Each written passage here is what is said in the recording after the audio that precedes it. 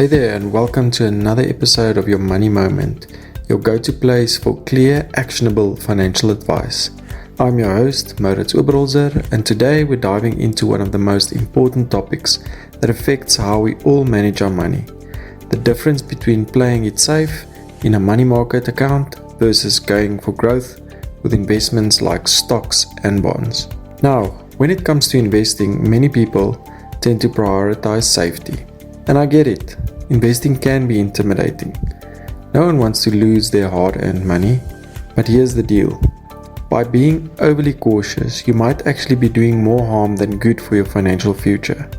So today, we're going to talk about why it's important to embrace a balanced approach that includes growth assets like stocks and bonds. So let's get into it. So firstly, why are people drawn to money market accounts? First things first, what is a money market account and why do so many people feel it's the safest choice? A money market account is a type of savings account that offers a higher interest rate than a standard savings account. It's super low risk because your money is held in cash equivalent assets, meaning it's not exposed to the ups and downs of the stock market. You get stability, easy access to your funds, and a small steady stream of interest.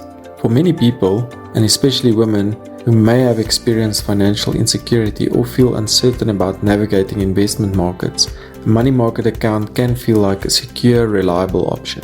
After all, the idea of keeping your money safe in a world where the markets can be volatile is very appealing, right? But here's the thing, while it feels safe, it's not always the best move for long-term financial growth. So what is the real risk of playing it too safe? Let's talk about why being too conservative with your investment could be risky in a different way. If your money is sitting in a money market account, it's probably earning an interest rate barely keeping up with inflation. In South Africa, inflation is typically hovering around 4 to 6% per year. If your money is earning a lower rate, you're actually losing purchasing power over time. So let's break that down. Imagine you've got 100,000 Rand sitting in a money market account earning 4% interest. After a year, you'll have 104,000 Rand. But if inflation is 6%, that same amount of money now buys you less than it did a year ago. You've technically lost value, even though the number in your account went up. This is the hidden danger of playing it safe. You might not be growing your wealth enough to outpace the rising cost of living. So let's talk about growth assets. Now, I'm not saying you should throw all your money into the stock market and hope for the best. But this is where the concept of a balanced investment strategy comes into play. Growth assets like stocks and certain bonds offer the potential for much higher returns than a money market account. While they do carry more risk for the short term, they also give your money a chance to grow substantially over the long term. Historically, stocks have delivered average annual returns of around 8 to 12% over time. While there are fluctuations, some years up, some years down, the long-term trend has always been positive. The key is to stay invested through the ups and downs rather than trying to time the market. The reason growth assets are so important is because they help you build wealth. This becomes especially crucial for women who often face additional financial challenges such as a longer life expectancy and periods of unpaid caregiving. Women need their money to work as hard as possible, and growth assets help make that happen. When markets are not doing that great, I often get the comment of, I could have done better in a bank account. And that's certainly true in that year. But let's look at some performances over the recent past and then compare the growth. So looking at a standard balanced fund in South Africa, Regulation 28, the ASISA sector, which is the sector average, year to date is 12.14%, whereas the year to date for money market currently is 6.14%, which is still not bad, but it's a 6% difference. Over 3 years, the CISA category for the balanced fund is 10.4, where the 3 years for the money market is 6.48. So in both of these examples, there's at least a 4% difference where the balanced fund has been outpacing that of the money market. So I then took an average balanced fund performance. So 2023, 14.4%, the money market 8.8%. 2022, and this is where you get those comments of a bank account could outperform the fund that you were invested in, is The balance fund did 2.77 and the money market did 6%.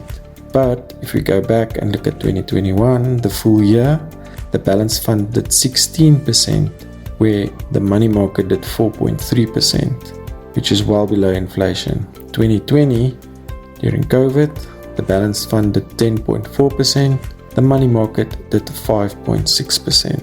So you can see, out of these examples, only one year there was a difference, but all the other years the balance fund has outpaced the money market quite handsomely. So lastly, I just want to talk about what does a balanced approach really look like. The answer will depend on your individual financial situation, but a good rule of thumb is to allocate a portion of your portfolio to growth assets and then a portion to a safer, more stable investment.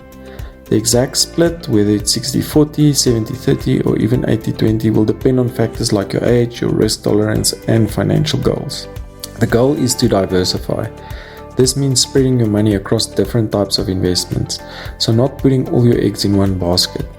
You might have some money in cash or bonds for stability, but the rest in stocks, real estate or even ETFs, that is exchange traded funds, that give you exposure to a broad range of assets.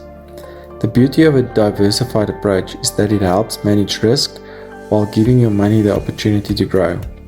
And when your investment is in growth assets, time is your best friend. The longer you stay invested, the more you benefit from the power of compounding returns. Alright, so let's wrap things up. While money market accounts can offer a sense of security, relying too heavily on them can limit your financial growth, especially in the long run. By including growth assets in your portfolio, you give your money the opportunity to outpace inflation, grow your wealth, and support your future financial goals. If you're new to investing or feeling a little overwhelmed, don't worry.